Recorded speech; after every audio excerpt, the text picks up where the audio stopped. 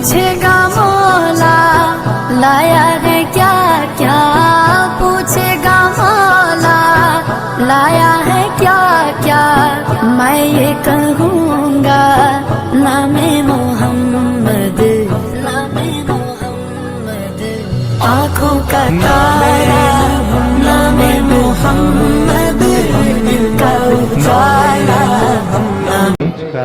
لے گیا جان و دل جسم سے کھینچ کر، ہاں مگر روح کو تازگی دے گیا۔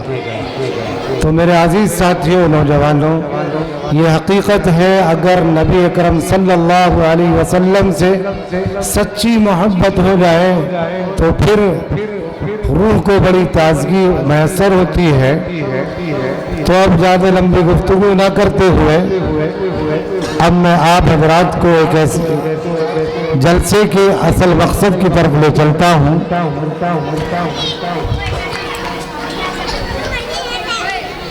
جو تقاریر و خطابت کا موضوع ہے،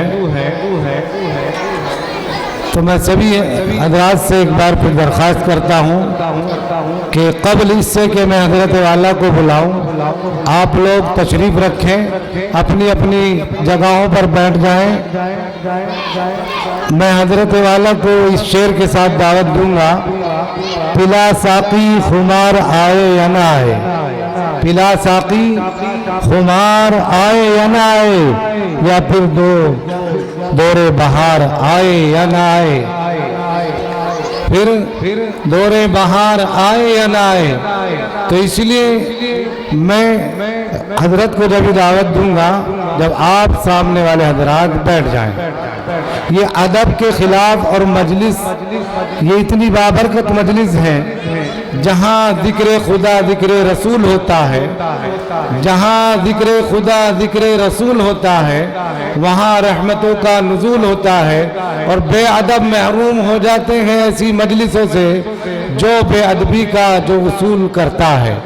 تو میرے عزیز ساتھیو، آپ بیٹھ جائیں برائے کرم۔ میں حضرت مفتی محمد عامر صاحب جو ابھی بالکل ہی عنقریب اپنی تعلیم سے فارغ ہو کر آئے ہیں، اپنی افتاء کی پڑھائی مکمل کی ہے الحمدللہ، یہ نوجوان مقرر انشاءاللہ آپ سنیں گے کہ ہمارے جو مدارس میں جو دین کے لیے محنت اور کوشش کی جا رہی ہے، واقعی کیا ہم ان کا حق ادا کر رہے ہیں یا نہیں کر رہے؟ تو حضرت مفتی محمد عامر نے ابھی جامعہ گلزار حسینیہ اجراڑہ سے افتاح کا کورس کیا ہے الحمدللہ، حضرت والا مفتی بنے ہیں۔ تو میں درخواست کروں گا کہ حضرت اپنے بیان سے سامعین کو محفوظ فرمائے، اور تمام سامعین اکرام بالکل اطمینان اور سکون کے ساتھ ادب کا لحاظ رکھتے ہوئے اپنی جگہ پر بیٹھ جائیں اور اللہ اور اللہ کے رسول کی بات کو سنیں۔ خاموش بیٹھ جائیں بھائی، اور بچوں خاموش بیٹھو بھائی۔ السلام علیکم ورحمۃ اللہ وبرکاتہ۔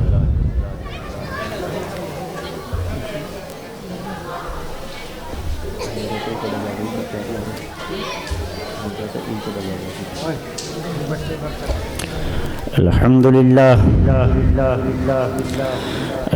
لله نحمده ونستعينه ونستغفره ونؤمن به ونتوكل عليه ونعوذ بالله من شرور أنفسنا ومن سيئات أعمالنا، من يهده الله فلا مضل له ومن يضلله فلا هادي له، أشهد أن لا إله إلا الله وحده لا شريك له، وأشهد أن سيدنا وسندنا وحبيبنا مولانا محمدا عبده ورسوله، أما بعد فأعوذ بالله من الشيطان الرجيم، بسم الله الرحمن الرحيم،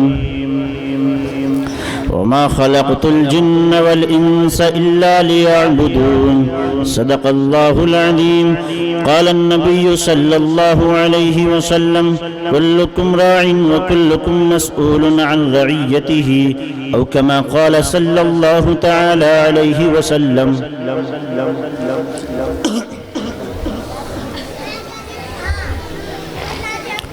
معزز سامعین اکرام،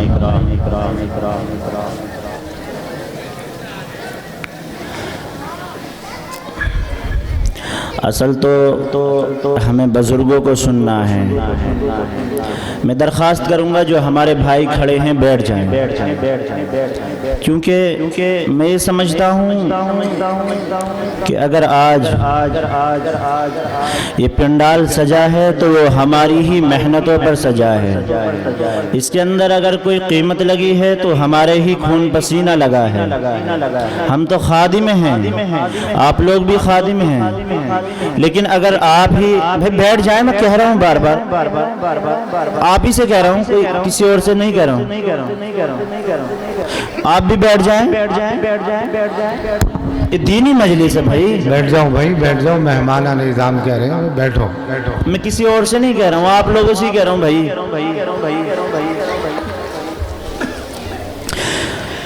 کیونکہ ہمیں جب تک اپنی حقیقت معلوم نہیں ہوگی تب تک کام نہیں چلتا ہے، اور حقیقت یہ ہے کہ اگر اس کے اندر یہ چمکدار، یہ روشنیاں، یہ جو پنڈال اور یہاں پر جو اخراجات، علماء کا استقبال، اس کے اندر جو سب کچھ ہے ہمارا خون پسینہ ہے، اور جب یہ ہے تو پھر سمجھ میں بات یہ آتی ہے اب ہمیں قدر بھی کرنی ہوگی، بزرگوں کا خیال بھی رکھنا ہوگا، اور یہاں سے کچھ لے کے جانا ہوگا۔ میں آپ کے بیچ میں زیادہ دیر حائل نہیں رہوں گا، صرف تھوڑی دیر رہوں گا۔ جو پیارے نبی صلی اللہ علیہ وسلم کی چند باتیں ہیں ان میں سے مختص کر کے 4 باتیں میں آپ کے سامنے رکھوں گا۔ یہ تو میرا خلاصہ مضمون ہے، لیکن میں شکر گزار ہوں اس مدرسے کے محتمم صاحب حضرت قاری شکیل صاحب دامت برکاتہم العالیہ، جن کے حکم پر ان کے شاگرد آج الحمدللہ جن کی صدارت کے نیچے رہ کر میں نے کچھ سیکھا ہے، جو آپ کے ہی گاؤں کے رہنے والے، یہی کے باشندے حضرت مولانا مفتی ہارون صاحب ابن صداقت علی دامت برکاتہم العالیہ جو یہاں تشریف رکھتے ہیں، انہی کی انجمنوں میں نے تھوڑا انہی سے سیکھا ہے، اور الحمدللہ آج انہوں نے اپنے استاذ کے حکم پر مجھے یہاں بلایا، میں بڑا شکر گزار ہوں۔ اس لیے میں جو چند باتیں کروں گا آپ انہیں کوشش کرنا اللہ تعالیٰ انہیں ہمارے ذہنوں کے اندر محفوظ فرما دیں، بس شرط یہ ہے اس نیت سے سننا کہ اللہ تعالیٰ ان تمام باتوں کو ہمارے ذہن کے اندر اور ہمارے دل کے اندر پیوست فرما دے۔ میں نے ایک حدیث پڑھی ہے آپ حضرات کے سامنے، اور وہ حدیث کیا ہے؟ عن عبداللہ ابن عمر رضی اللہ تعالی عنہما قال قال رسول اللہ صلی اللہ علیہ وسلم کلکم راع وکلکم مسئول عن رعیتہ فالامام راع وهو مسئول عن رعیتہ والرجل فی اہلہ راع وهو مسئول عن رعیتہ والمرأة في بيتها في بيت زوجها راعية وهي مسؤولة عن رعيتها۔ یہ 3 باتیں میں نے آپ حضرات کے سامنے رکھی ہیں۔ پیارے نبی صلی اللہ علیہ وسلم نے دنیا کے اندر اس وقت آئے کہ جب دین سے لوگ ناواقف تھے، جب لوگ نہیں جانتے تھے کہ دین کیا ہے، خدا کیا ہے، جب لوگوں کو علم نہ تھا، جب اللہ تبارک و تعالیٰ کی تحقیق سے معرفت نہ تھی، جب اللہ کی وحدانیت سے معرفت نہ تھی، لوگ جاہلانہ رسم و رواج میں مشغول تھے، لہذا اللہ تبارک و تعالیٰ نے بنو اسماعیل کے اندر، اللہ تبارک و تعالیٰ نے حضرت اسماعیل علیہ السلام کی اولاد کے اندر اللہ تبارک و تعالیٰ نے پیارے نبی کو بھیجا اور ان سے کچھ پیغامات کو بھیجا، اور یوں کہا کہ اے نبی جی جا کر ان سے کہہ دو یہ پیغام تمہارا نہیں ہوگا، یہ پیغام تمہارا نہیں ہوگا، یہ باتیں تمہاری نہیں ہوں گی، یہ اقوال تمہارے نہیں ہوں گے، یہ افعال تمہارے نہیں ہوں گے، یہ جو کچھ بھی ہوگا یہ سب کچھ ہوگا ہمارا ہی ہوگا، کیونکہ اللہ فرماتا ہے وما ينطق عن الهوى ان हुआ इल्ला वही यूहा, कि अगर जो कुछ तुम बोलोगे, जो कुछ तुम करोगे, लिहाजा उसके अंदर सिर्फ और सिर्फ हमारा होगा।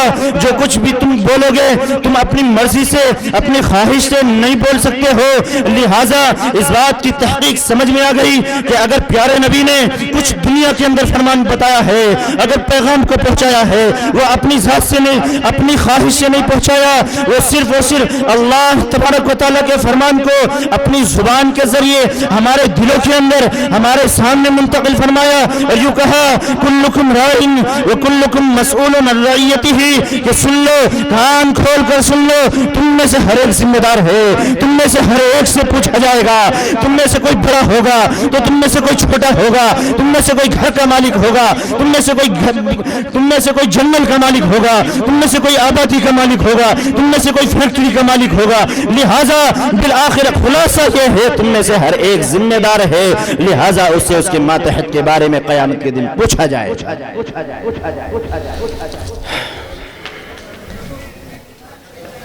बैठ जाएं भाई, बैठ जाएं।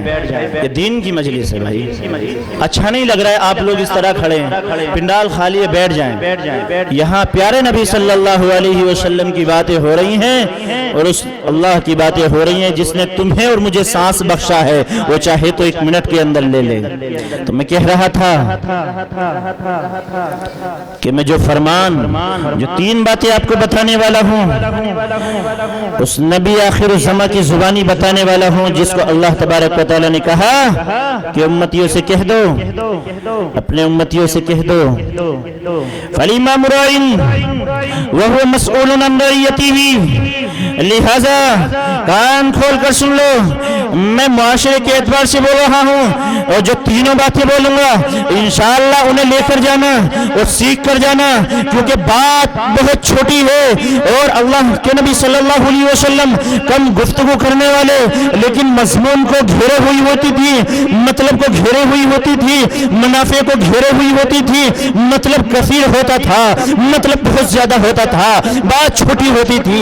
इसलिए प्यारे नबी ने कहा, फल इमाम राइन, इमाम जो तुम्हारा होगा वो जिम्मेदार है। लिहाजा उस इमाम से उसके मातहतों के बारे में पूछा जाएगा। अब इमाम कौन है, उस इमाम के बारे में पूछा जाएगा। मैं बताता चलूं इमाम किस को, इमाम से कौन इमाम मुराद है। अब मैं तुम्हें बता दूं, कोई गांव होता है, उसके अंदर प्रधान मुकर्रर होता है, उसके अंदर बीडीसी होता है, एक महल्ला होता है, उसके पंचायत के अंदर एक बड़ा सदस्य होता है, एक घर होता है, उसके अंदर रियाया मौजूद होती है, उसकी औलाद मौजूद होती है, घर का बाप जिम्मेदार होता है, इसी तरह एक फैक्ट्री होती है, उसके नीचे नौकर काम करने वाले होते हैं। लिहाजा प्यारे नबी सल्लल्लाहु अलैहि वसल्लम ने फरमाया, फल इमाम राइन, अगर गांव का प्रधान हो, कान खोल कर सुन ले, वो अपनी रियाया का ख्याल रखे। अगर उसने अपने गांव के प्रधान होने के बावजूद अपने गांव वालों का ख्याल न रखा, अगर उसने किसी के हक को दबाया, तो याद रखे कल क़यामत का दिन होगा, उससे पूछा जाएगा कि बता तूने क्या ख्याल रखा था।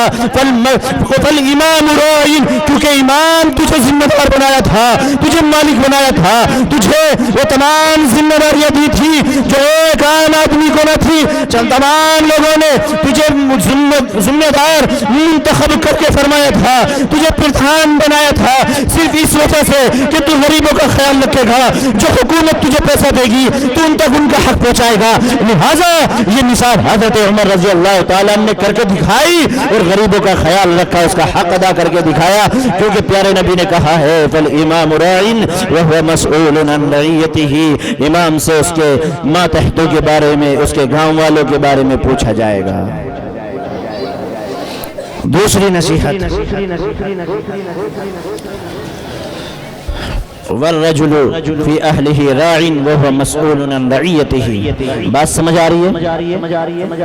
दूसरी नसीहत, पहली नसीहत गांव का बड़ा जिम्मेदार, इलाके का बड़ा जिम्मेदार, शहर और कस्बे का बड़ा जिम्मेदार अगर मुसलमान है, ख्याल कर ले, ये बड़ा अमानत का काम है। दूसरी नसीहत ये है, वर्रजुलु फी अहलिही राइन व हुवा मसऊलुन अन रइयतिही, لہذا کان کھول کر سن لو، وہ آدمی ذمہ دار ہے اپنے اہل و عیال کا، اللہ تبارک و تعالیٰ اس سے معلوم کرے گا کہ بتا کہ تیرے اہل و عیال کا کیا تھا، تو نے اہل و عیال کا کیا کیا ہے۔ اب کان کھول کر سن لو، ہم میں سے جو ذمہ دار ہیں گھر کے، اگر کوئی باپ ہے اس کی اولاد ہے تو اللہ تبارک و تعالیٰ قیامت کے دن پوچھے گا کہ میں نے تو بھیجنے والا بھیج دیا تھا، میں نے تو پیغام دینے والا بھیج دیا تھا، لہٰذا اس نے پیغام دیا کہ تجھ سے تیری اولاد کے بارے میں پوچھا جائے گا، اور میں نے یہ کہا تھا علم اتنا سیکھنا ضروری ہے کہ جس سے حلال الحرام پہچان ہو جائے، لہٰذا وہ ماں باپ خیال کریں جنہوں نے صرف اپنے ماں باپ کو اسکول میں ڈالا ہے، جنہوں نے صرف حلال الحرام کو نہیں سکھایا ہے، جنہوں نے قرآن نہیں سکھایا ہے، جنہوں نے نبی کی تعلیم کو نہیں سکھایا ہے جو ضروری تھی، کیونکہ ہماری ذمہ داری ہے۔ پیارے نبی نے کہا ہے ہمیں اپنے بچوں کو عالم بنانا ہے، ہمیں بچوں کو حافظ بنانا ہے، ہمیں بچوں کو دیندار بنانا ہے۔ ہمیں یہاں تک نہیں، اگر ہماری بیٹی ہے تو ہمیں اس کا بھی خیال رکھنا ہوگا، ہمیں یہ بھی خیال رکھنا ہوگا اگر تیری اولاد ہے، تیری کہیں اولاد ننگے پیر تو نہیں گھوم رہی ہے تو اپنی اولاد کو چپل پہنائے، اگر تیری اولاد ہے کہیں وہ ننگے بدن تو نہیں گھوم رہی ہے تو اس کو کپڑے دلائے، ہمیں یہ بھی خیال رکھنا ہوگا اگر تیری اولاد ہے کہیں گالی گلوچ تو نہیں کر رہی ہے، کسی بڑے کی بدتمیزی تو نہیں کر رہی ہے، جوا شراب تو نہیں کھیل رہی ہے، تیری اولاد کہیں بیڑی سگریٹ تو نہیں پی رہی ہے، لہذا اللہ تبارک و تعالیٰ قیامت کے دن پوچھے گا اور یوں کہے گا وَالرَّجُلُ فِي أَهْلِهِ رَاعٍ وَهُوَ مَسْئُولٌ عَنْ رَعِيَّتِهِ، جب میں نے تجھے تیرے بچوں کا ذمہ دار بنایا تھا تو تو نے اپنے بچوں کا خیال رکھا؟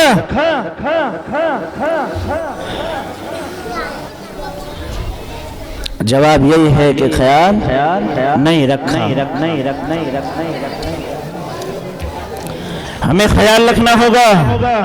یہ تو ہے نفقے کے اعتبار سے، اور نفقہ کہتے ہیں بچوں کا خرچ، لیکن ایک بات بڑی کڑوی کہنے جا رہا ہوں، غور سے سن لینا، بڑا برا معلوم ہوگا، میں سمجھتا ہوں ہو سکتا ہے ماتھے میں شکن آ جائے، لیکن حق ہے، حق کو کہہ کر باز آؤں گا، چاہے کچھ بھی ہو مجھے پہنچانا ہے اور پہنچا کر رہوں گا، کیونکہ پیارے نبی صلی اللہ علیہ وسلم کی بات ہے، کتمان علم بھی پکڑا جائے گا۔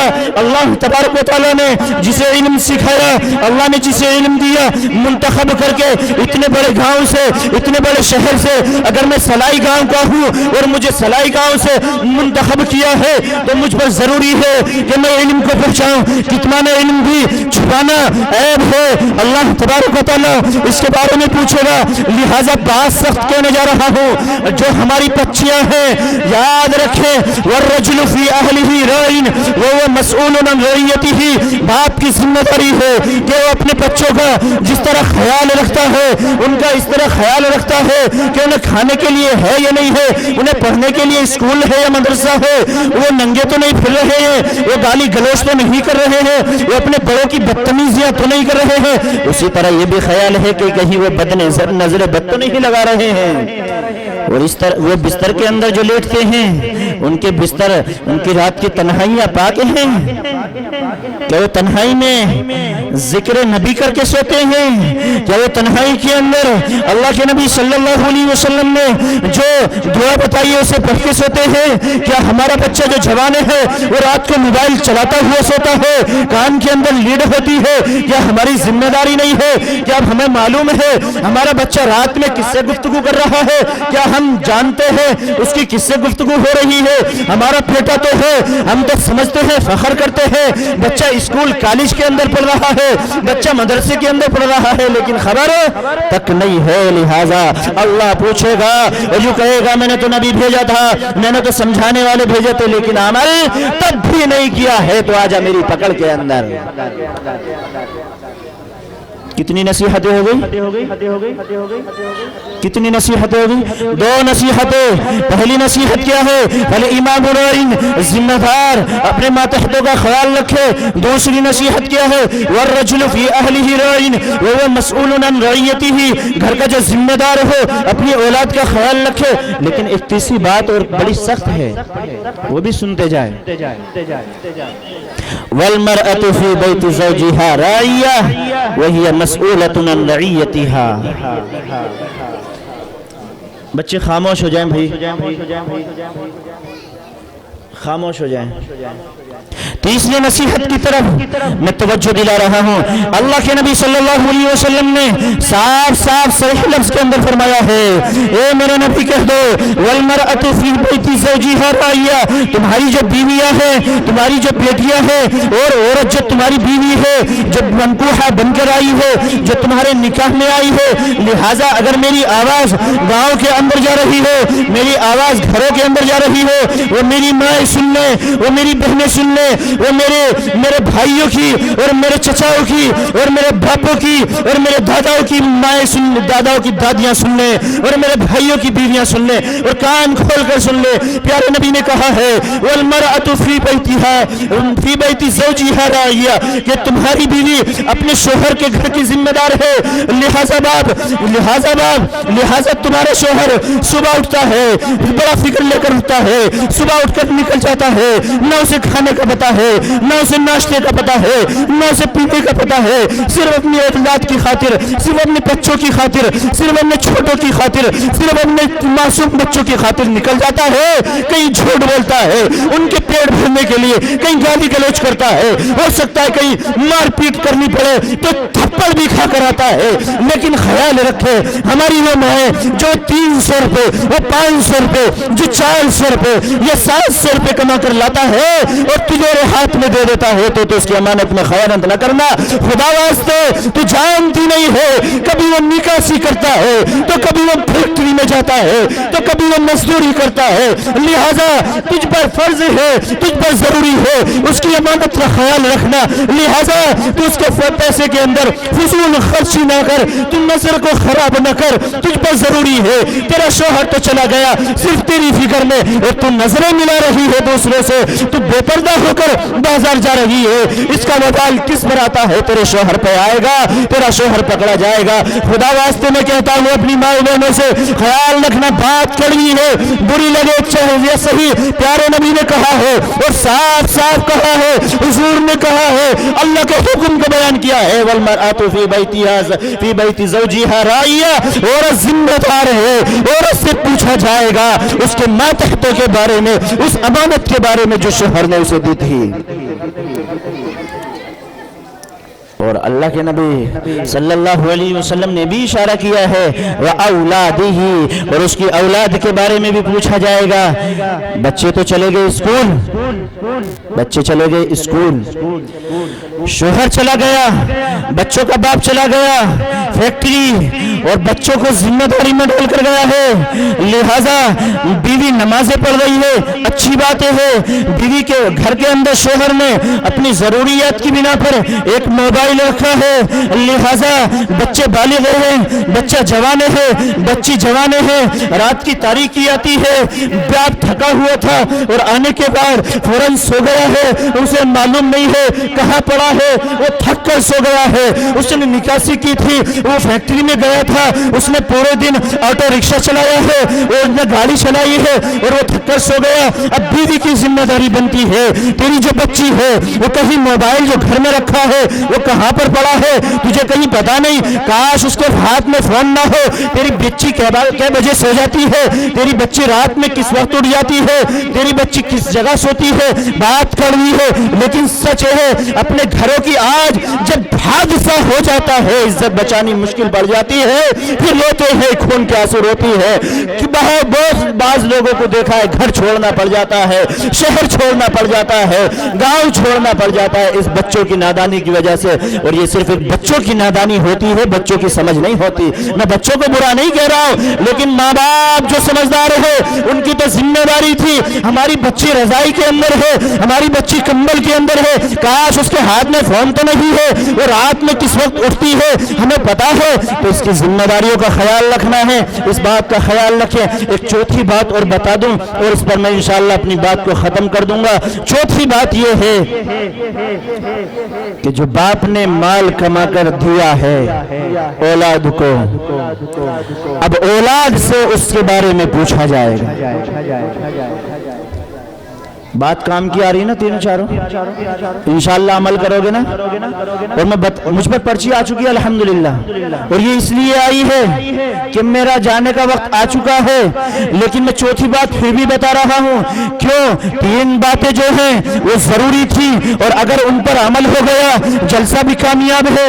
حضرت مفتی صاحب، حضرت قاری صاحب کی جو توجہ قال اللہ اور قال رسول کی طرف ہے، تمہارا جو خیال ہے، تمہاری طرف جو دھیان دیا ہے وہ صرف جنت کا ہے، تاکہ جنت میں جانے والے بن جائے، لہذا میں بھی کام کی بات بتا رہا ہوں، اس لیے چوتھی بات اور کہتا چلا، اور پرچی کا کوئی خیال نہیں کیا ہے۔ ہو سکتا ہے اس کے اندر مجھ سے بد اخلاقی ہو رہی ہو، لیکن پھر بھی مختصر کر کے اپنی بات کو ختم کر رہا ہوں اور اپنی جگہ لیتا ہوں۔ جو اولاد کو باپ نے مال کما کر دیا ہے، باپ نے جو محنت کی ہے، باپ نے جو پریشانیوں سے خون پسینے کی کمائی سے بیٹے کے ہاتھ میں مال رکھ کر دیا ہے، اب اس کی ذمہ داری ہے اسے صحیح طور پر اٹھائے۔